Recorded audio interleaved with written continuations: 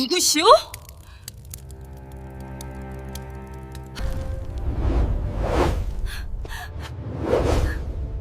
나요?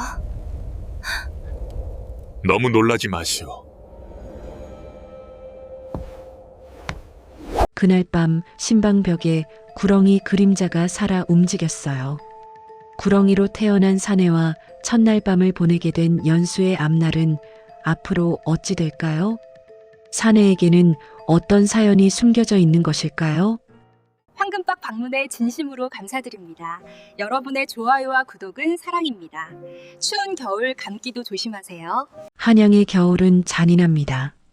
해가 짧고 바람은 칼날 같아서 양반가 안채에 앉아 있어도 손발 끝이 시려와요.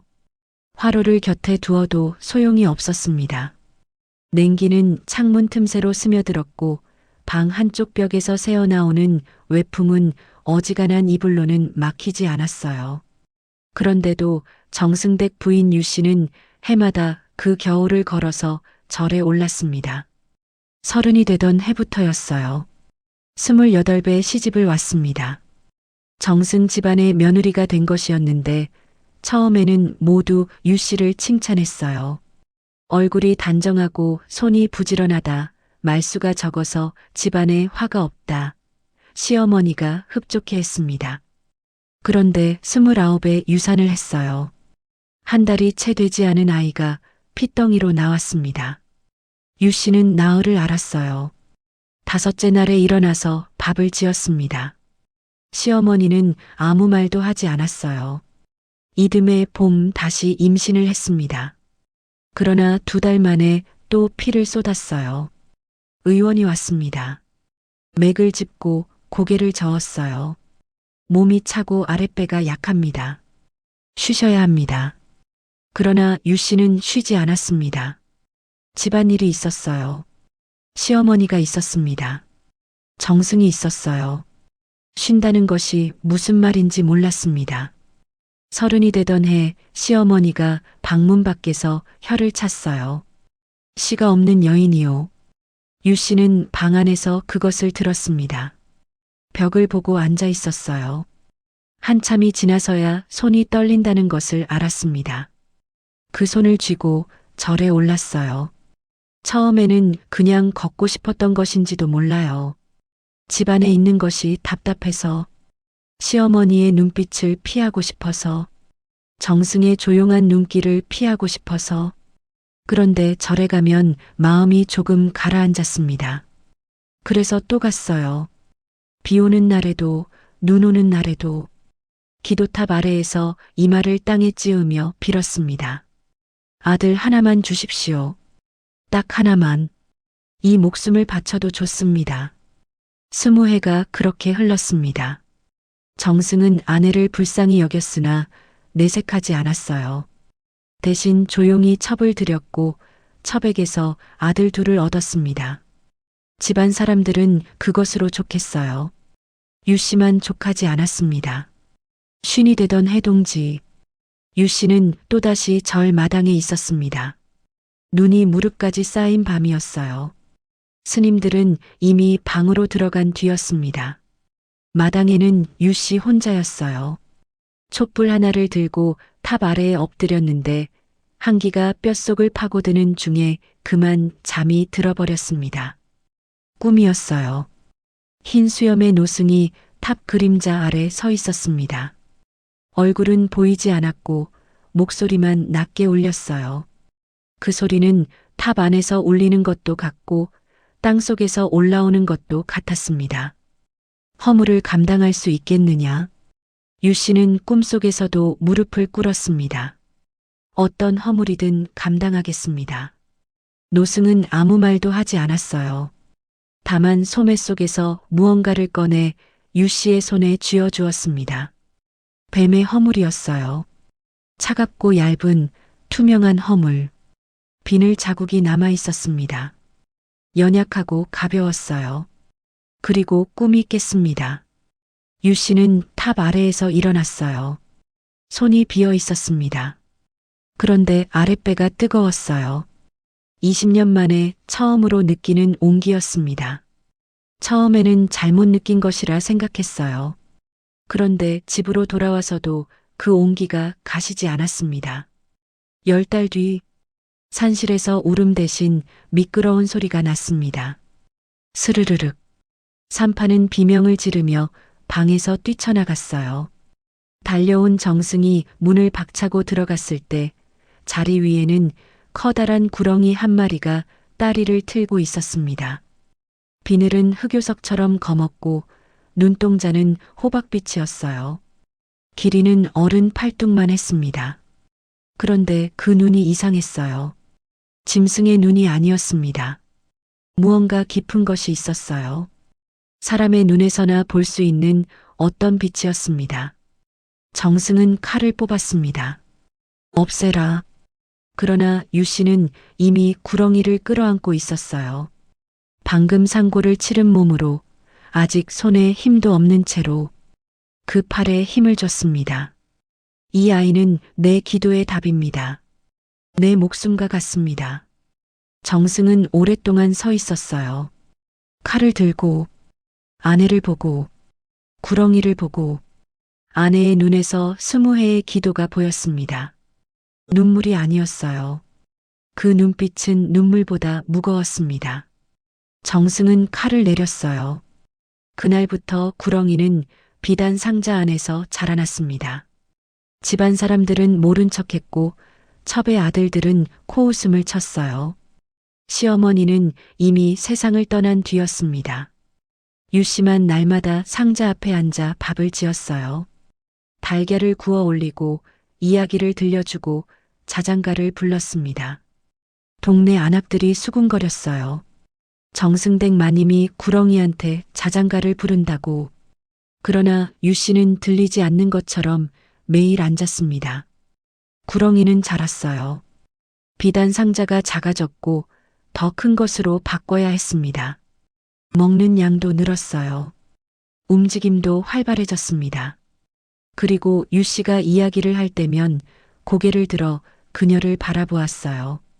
사람을 알아보는 것처럼. 그리고 15이 되던 해봄 입을 열었습니다. 구렁이의 목소리는 낮고 또렷했어요. 유 씨는 밥을 들고 상자 앞에 앉았다가 그 목소리를 듣고 그만 밥상을 엎었습니다. 손이 떨렸어요. 눈물이 쏟아졌습니다. 20년을 빌어왔던 그 기도가 드디어 응답하는 것 같아서요. 구렁이가 말을 한다는 것보다 내 기도가 들렸다는 것이 더 크게 느껴졌어요. 어머니, 장가를 가겠습니다.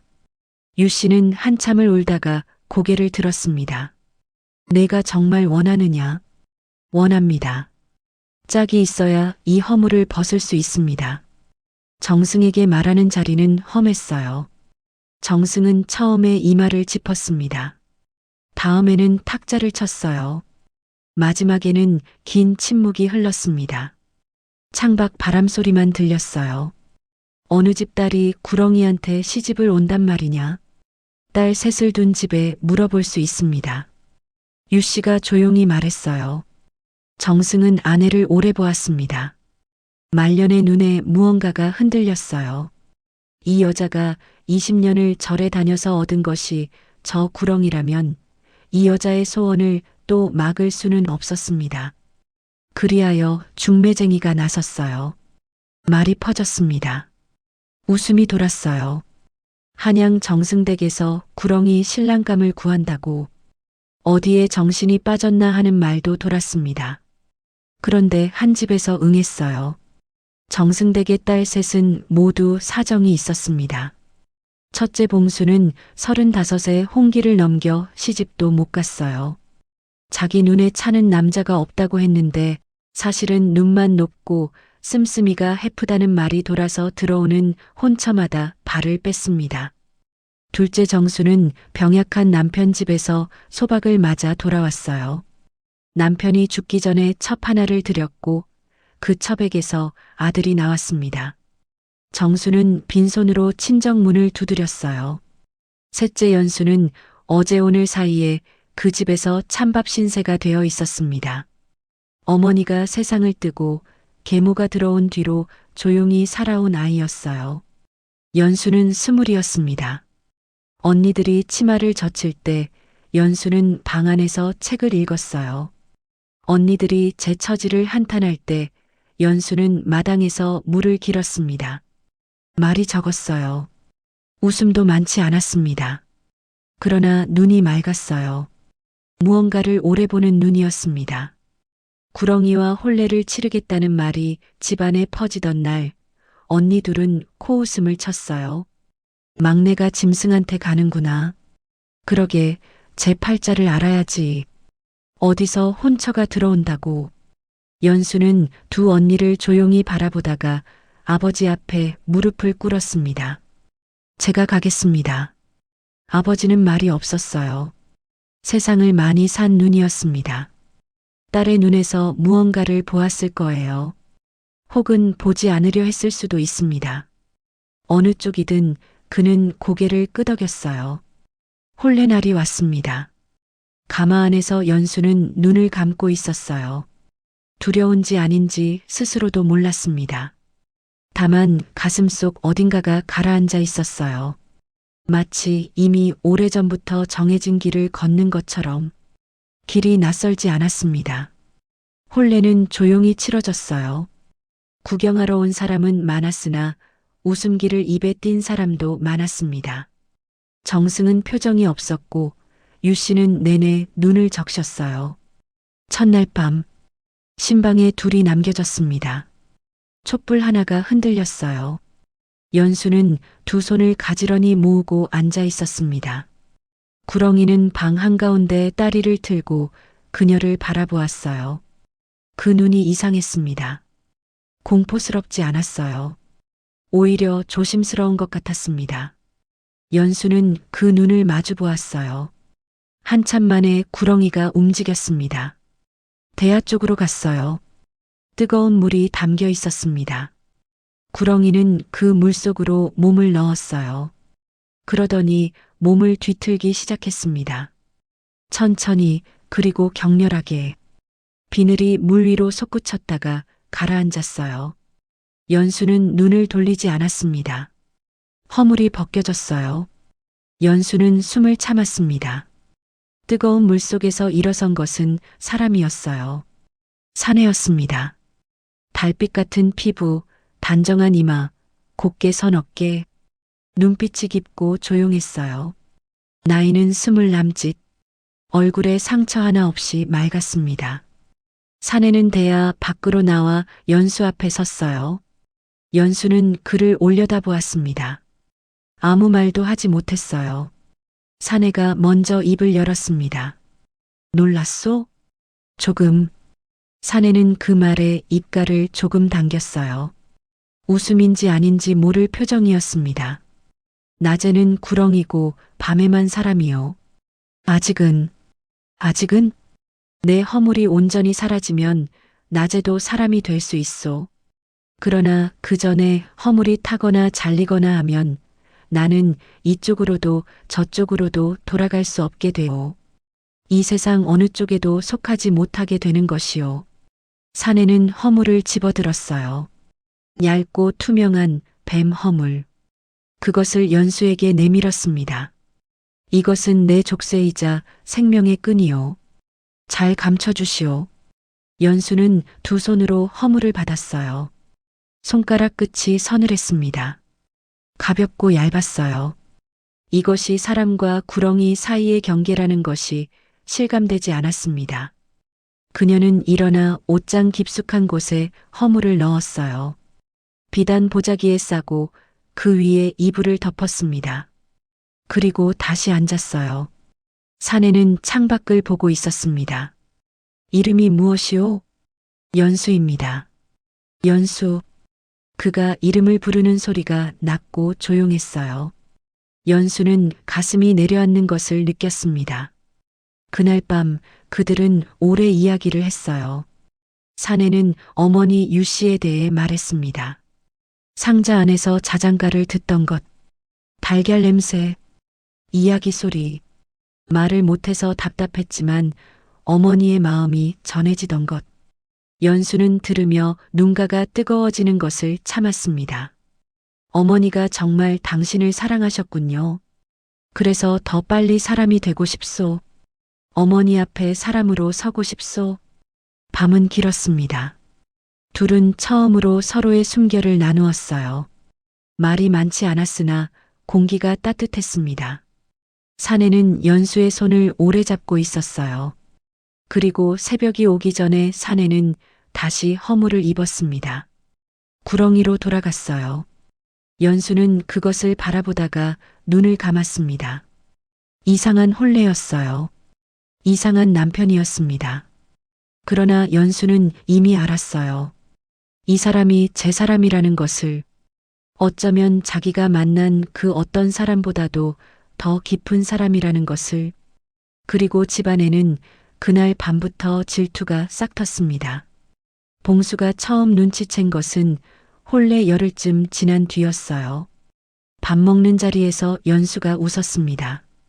소리도 크지 않고 짧은 웃음이었는데 봉수는 수저를 내려놓았어요. 연수가 웃는 것을 오래전부터 못 봤다는 것이 그제야 생각났습니다. 계모가 들어온 뒤로 연수는 웃는 일이 없었어요. 그런데 구렁이와 혼례를 치른 뒤로 저렇게 웃고 있었습니다. 봉수의 가슴에 무언가가 걸렸어요. 그날 밤 소변이 마려워 뒷마당을 지나다가 신방 쪽에서 소리가 들렸습니다. 낮고 조용한 남자 목소리였어요. 그리고 연수의 웃음소리. 봉수는 그 자리에 못 박혔습니다. 사내의 목소리였어요. 구렁이에게서 나오는 소리가 아니었습니다. 분명히 사람의 목소리였어요. 밤에는 사람이 되는 것이 분명했습니다. 그리고 연수는 그 사내와 저렇게 웃으며 이야기를 나누고 있었어요. 봉수는 자기 방으로 돌아와 이불을 뒤집어 썼습니다. 눈물이 났어요. 왜 나는 저런 적이 없나? 35이 되도록 저렇게 웃어본 기억이 없는데 짐승에게 시집간 막내가 저 웃음을 갖고 있다니. 이튿날 봉수는 정수를 자기 방으로 불렀습니다. 막내가 행복하게 살고 있어. 설마 봤어. 들었어. 밤에 사람이 되는 거야. 사내가 따로 있어. 그 목소리 들었어. 정수는 잠자코 앉아 있다가 말했어요. 그러면 어떡할 건데? 봉수는 대답하지 않았습니다. 창밖을 보았어요. 마당에서 연수가 빨래를 걷고 있었습니다. 바람이 불었어요. 연수의 머리카락이 날렸습니다. 연수는 한 손으로 머리카락을 쓸어 올리며 빨래를 개었어요. 봉수는 그것을 오래 보았습니다. 그 허물, 분명히 어딘가에 숨겨놨을 거야. 그게 중요한 거일 거야. 없애면 어떻게 되는지 모르지만 뭔가 달라지겠지. 정수의 눈이 움직였어요. 그것이 전부였습니다. 구체적인 계획도 없었어요. 어떤 결과를 원하는지도 몰랐습니다. 그냥 연수의 행복을 없애고 싶었어요. 그 이상의 이유가 없었습니다. 질투는 그런 것이에요. 이유가 없었습니다. 논리가 없었어요. 그냥 남의 것이 자기 것보다 좋아 보이면 끌어올랐습니다. 그날 이후로 두 언니는 연수의 방을 탐색하기 시작했어요. 연수가 자리를 비운 사이 방 안을 기웃거렸고 옷장을 열어보기도 했습니다. 처음 이틀은 아무것도 찾지 못했어요. 사흘째 되던 날 연수가 장을 보러 나간 틈을 탔습니다. 봉수가 옷장 문을 열었어요. 이불 아래에 비단 보자기가 있었습니다. 두 손으로 꺼냈어요. 천천히 풀었습니다. 그 안에 있는 것을 보고 뒤로 한 걸음 물러섰어요. 이게 뭐야? 얇고 투명한 허물이었습니다. 비늘 자국이 남아있는 구렁이의 허물이었어요. 손바닥에 올려보니 거의 무게가 없었습니다. 그런데 왠지 모르게 손이 서늘해졌어요. 정수가 코를 막았습니다. 징그러워. 빨리 버려. 기다려. 생각해봐. 이걸 없애면 어떻게 되는 거야? 막내가 이렇게 꼭꼭 숨겨놨잖아. 봉수의 눈이 가늘어졌어요. 정수도 눈을 빛냈습니다. 그 구렁이한테 중요한 거구나. 없어지면 돌아오지 못하는 거 아닐까? 그럼 막내는 혼자 남겠지. 우리처럼. 둘은 서로를 보았어요. 말이 필요 없었습니다. 봉수가 허물을 들고 부엌으로 갔어요. 아궁이에 불이 살아 있었습니다. 붉은 불씨가 남아 있었어요. 봉수는 장작을 하나 더 넣었습니다. 불꽃이 일었어요. 활활 타올랐습니다. 그리고 던졌어요. 허물은 순식간에 타올랐습니다. 흰 연기가 피어올랐어요. 비릿하고 낯선 냄새가 부엌을 가득 채웠습니다. 평범한 뱀 허물이 타는 냄새가 아니었어요. 무언가 더 깊은 것이 타는 냄새였습니다. 그것이 무엇인지 봉수는 알지 못했어요. 삽시간에 재가 되었습니다. 봉수는 그 재를 부직갱이로 저었어요. 씩씩하게 여러 번. 재가 연기처럼 흩어졌습니다. 됐다. 정수는 아무 말이 없었어요. 다만 두 눈이 아궁이 불꽃을 담고 있었습니다. 빛나고 있었어요. 그것이 기쁨인지 두려움인지 그녀 자신도 몰랐을 거예요. 부엌을 나서는 발걸음이 가벼웠습니다. 마치 무거운 것을 하나 내려놓은 것처럼. 그러나 그 가벼움은 오래가지 않을 것이었어요. 그 순간 수백 리 밖에서 과거 공부를 하던 사내가 가슴을 움켜쥐었습니다. 사내는 한양 근처 서원에 있었습니다. 과거를 준비하는 선비들이 모이는 곳이었어요. 사내는 그곳에 글을 배우러 왔다고 했습니다. 낮에는 구렁이 형태로 있어야 했기에 방 안에서 홀로 글을 읽고 밤에만 식당에 나타났어요. 동료 선비들은 처음에 이상히 여겼으나 곧 익숙해졌습니다. 그만큼 사내의 글이 뛰어났어요. 한번 읽은 경전을 그대로 외웠고 논리를 세우는 힘이 남달랐습니다. 그날도 사내는 밤에 등불 아래 앉아 경전을 펼쳐놓고 있었어요. 붓을 들고 답안 초안을 작성하는 중이었습니다. 문장이 잘 흘렀어요. 생각이 맑게 정리된 날이었습니다. 그때 가슴 한복판이 무너지는 것 같았어요. 뜨거운 냄새가 코를 찔렀습니다. 비릿하고 낯선 냄새였어요. 그것이 무슨 냄새인지 그는 즉시 알았습니다. 구렁이로 살아온 세월 동안 딱 한 번 잘못해서 자기 비늘 하나가 촛불에 닿았을 때 맡았던 냄새였어요. 그때도 가슴이 쿵했습니다. 그런데 지금은 그것과 비교도 할 수 없이 크고 깊은 충격이었어요. 자신의 허물이 타는 냄새였습니다. 경전이 손에서 떨어졌어요. 사내는 두 손으로 가슴을 짚었습니다. 숨이 찼어요. 몸 안에서 무언가가 끊어지는 느낌이었습니다. 실이 잘리듯 단번에. 그 끈이 무엇인지는 몰라도 잘리고 나면 다시는 이어지지 않는다는 것을 알았어요. 한참이 지나서야 숨이 돌아왔습니다. 그리고 무언가 달라진 것을 느꼈어요. 몸이 달랐습니다. 평소와 같이 앉아 있는데 다음날 새벽이 되어도 달라지지 않을 것 같은 느낌이었어요. 구렁이로 돌아가야 하는 감각이 없었습니다. 그 묵직한 속박이 사라졌어요. 허물이 사라진 것이었습니다. 이제 낮에도 사람이었어요. 사내는 창문을 열고 밖을 보았습니다. 한가을 밤하늘에 별이 가득했어요. 이토록 맑은 밤에 이토록 쓸쓸한 마음이었습니다. 사내는 생각했어요. 연수가 지킨 것이 타버렸습니다. 그녀가 한 것이 아닐 거예요. 그녀가 지켰는데 누군가 빼앗은 것입니다. 집안에서 그것을 할 수 있는 사람이 누구인가. 생각이 거기까지 닿자 가슴이 차가워졌습니다. 집으로 돌아가야 하는가. 지금 당장 돌아가서 연수를 보아야 하는가. 그러나 빈손으로 돌아가는 것은 연수에게 짐이 됩니다. 허물도 없고 아무것도 없이 돌아가서 무슨 말을 하겠는가. 미안하다는 말. 그 말은 아무것도 해결하지 못해요. 사내는 결심했습니다. 지금 집으로 돌아가지 않겠다. 사람으로서 증명하고 나서 가겠다.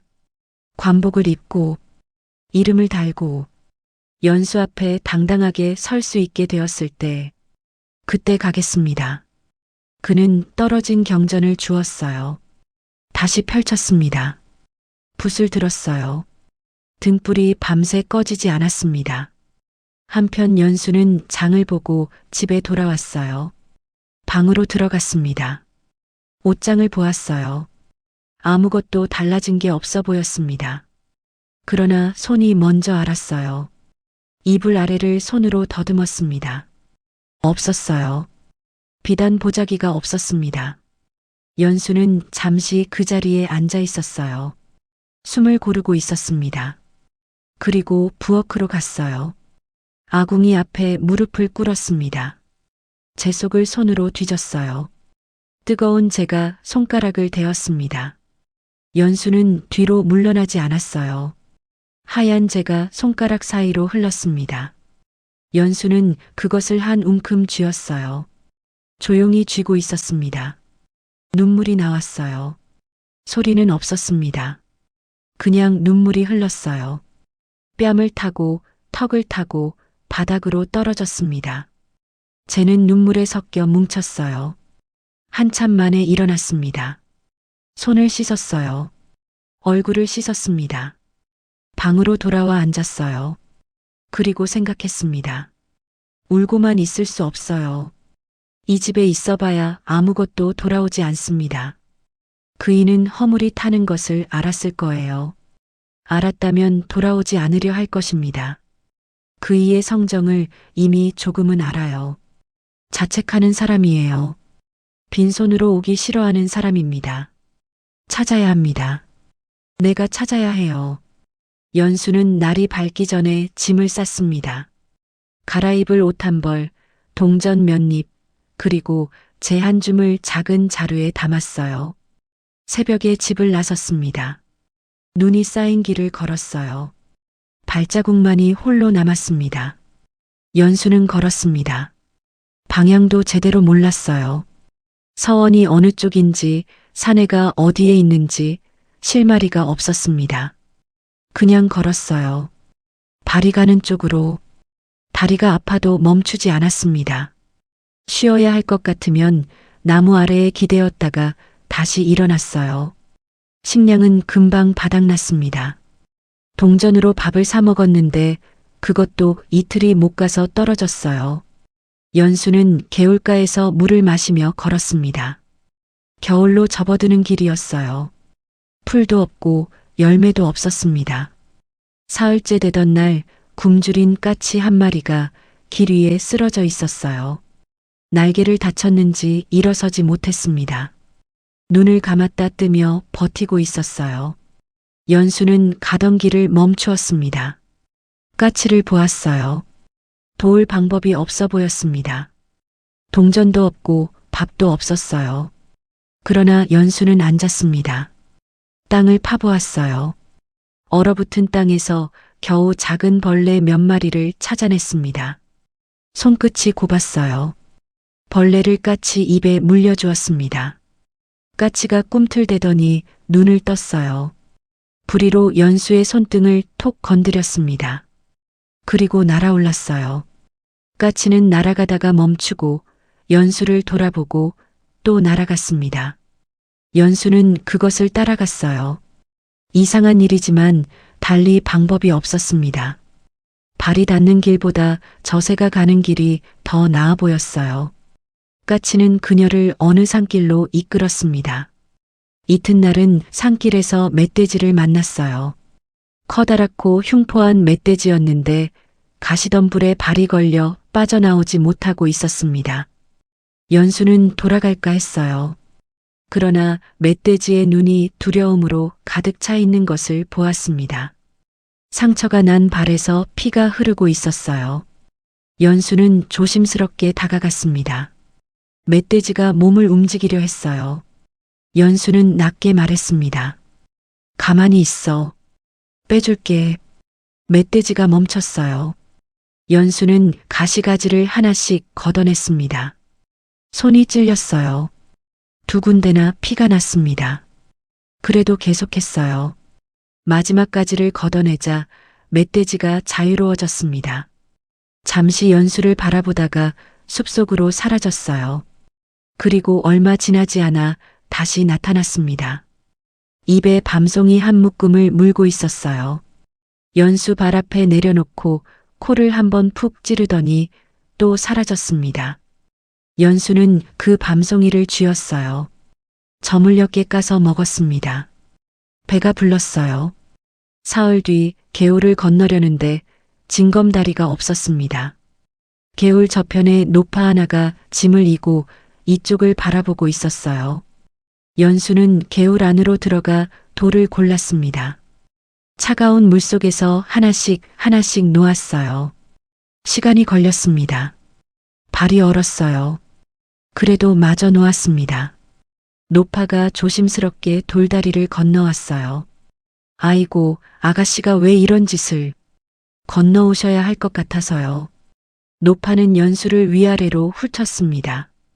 어디를 그렇게 찾아가는 게요? 남편을 찾아갑니다. 노파가 잠시 침묵했어요. 그러다가 보따리를 풀었습니다. 안에서 따뜻한 약식한 뭉치를 꺼내 연수에게 내밀었어요. 과거 시험이 열흘 뒤요. 한양에서 보는 시험. 특출난 글재주 가진 선비들이 다 모인다고 하더만. 혹시 거기 있을지 모르지. 연수는 그 말을 붙들었습니다. 한양. 과거 시험. 그 일하면 과거를 보러 갔을 거예요. 허물이 없어진 사람의 몸으로 사람을 증명하려 한다면 과거가 첫 번째 길일 것입니다. 그것이 그이의 성정이에요.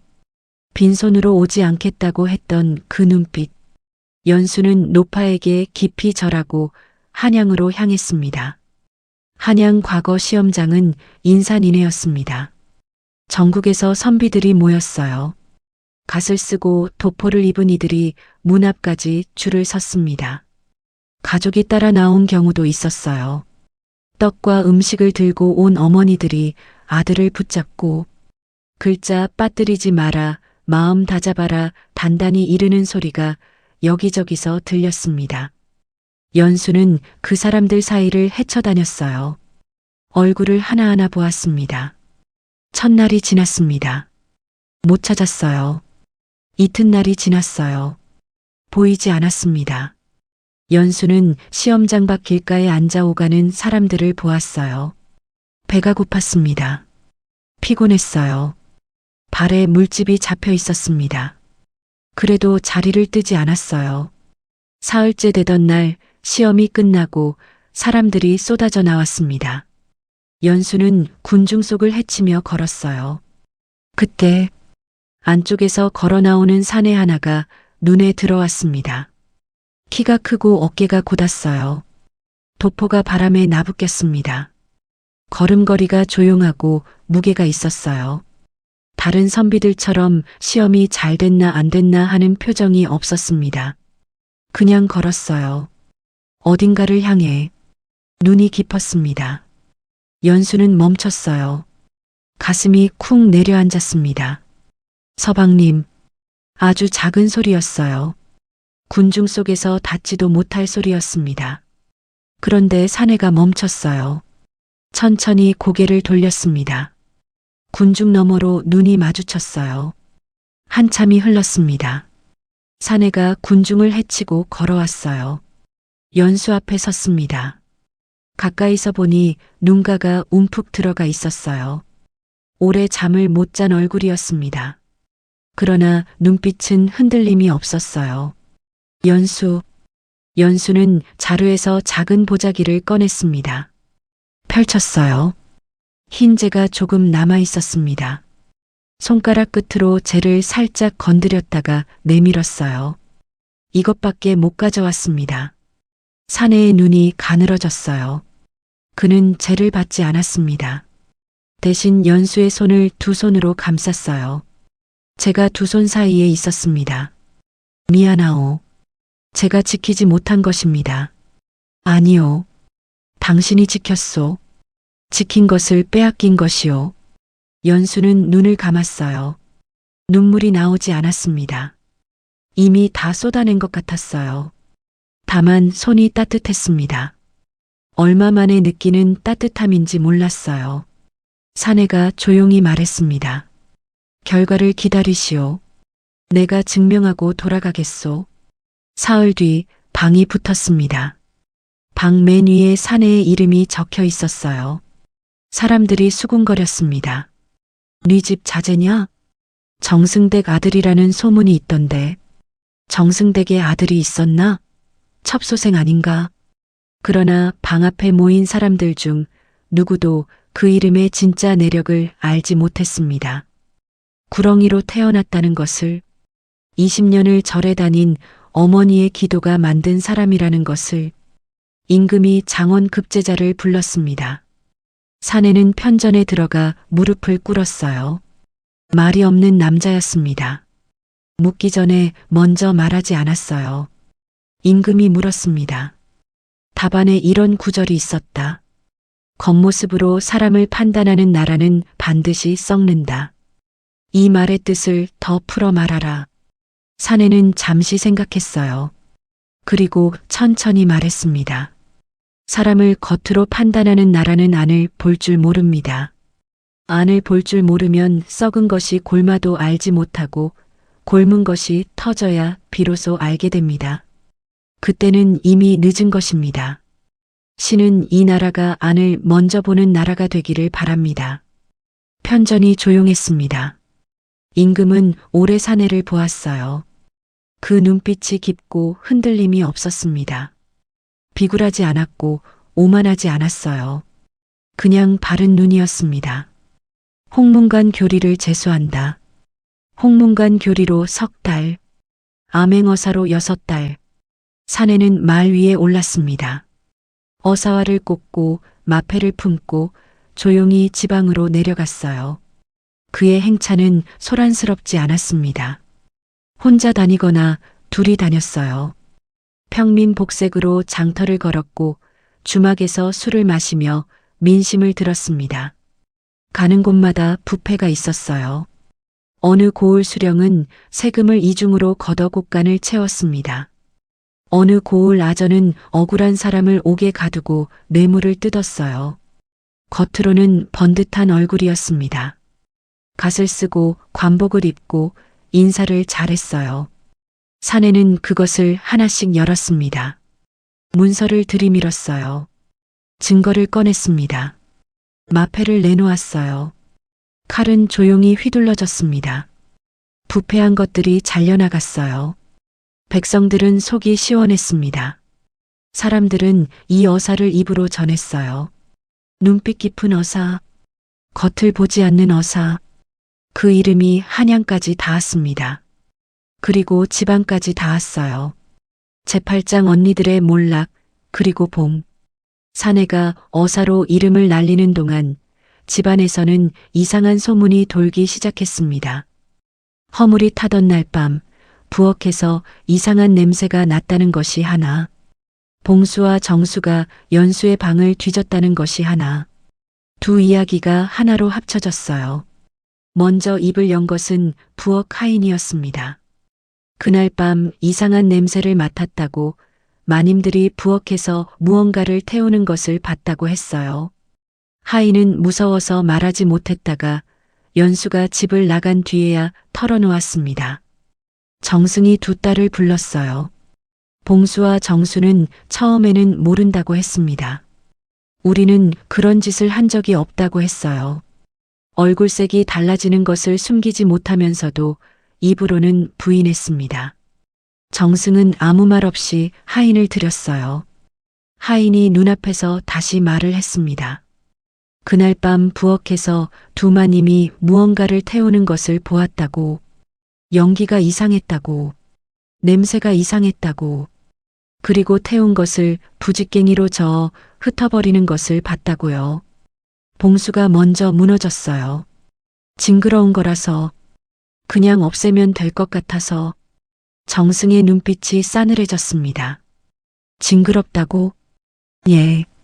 그래서 내 동생 남편의 목숨줄을 태웠느냐? 봉수는 입을 다물었어요. 정수도 고개를 들지 못했습니다. 정승은 한참 두 딸을 보았어요. 나이든 눈이었습니다. 그 눈에 슬픔이 있었고 분노가 있었고 그리고 어떤 허망함이 있었어요. 내 딸들이 이런 짓을 했다는 것이. 정승은 낮게 말했습니다. 이 집에서 나가라. 그날 이후 두 언니에게 혼처가 들어오지 않았어요. 사건이 퍼졌기 때문입니다. 사람의 입은 빨랐어요. 복을 태운 여인들이라는 말이 돌았습니다. 정승댁 딸들이 동생 남편의 허물을 아궁이에 태웠다고. 질투 때문에.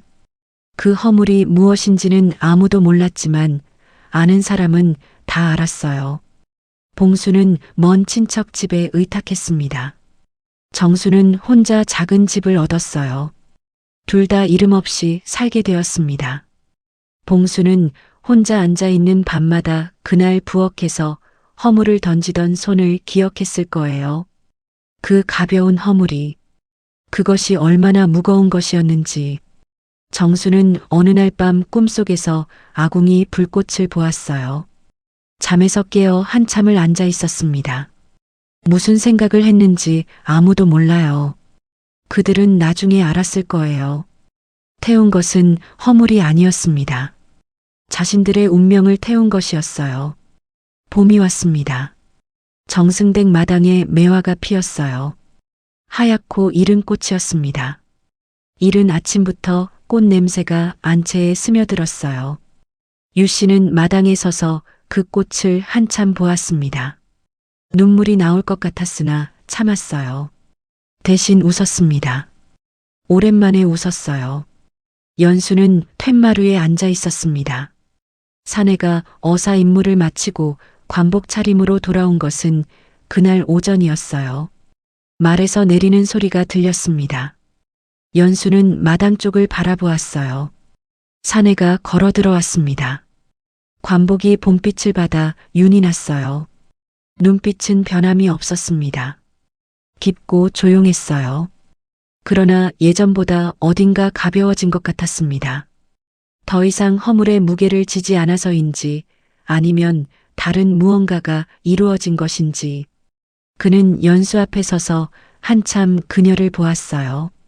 기다렸소? 기다렸습니다. 그 말이 전부였어요.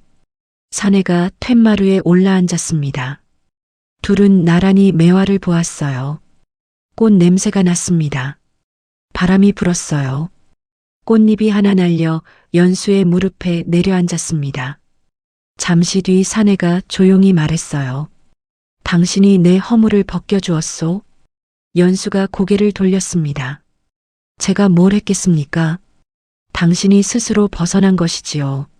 아니요. 혼자였으면 이 허물을 벗지 못했소. 어머니의 기도가 나를 낳았고 당신의 믿음이 나를 사람으로 세웠소. 허물은 내가 벗었지만 벗을 수 있었던 것은 당신이 있었기 때문이요. 연수는 잠시 생각했습니다. 그리고 말했어요. 허물은 껍데기일 뿐입니다. 그 안에 있던 것이 당신이었습니다. 처음 만난 날부터 알았습니다. 사내는 그 말을 오래 들었어요. 그리고 연수의 손을 잡았습니다. 이제 그는 낮에도 밤에도 사람입니다. 허물 없이도 사람이에요. 구렁이로 태어났으나 사람으로 증명한 사내. 질투를 불태웠으나 운명을 얻은 여인. 이 아담은 이렇게 전해집니다.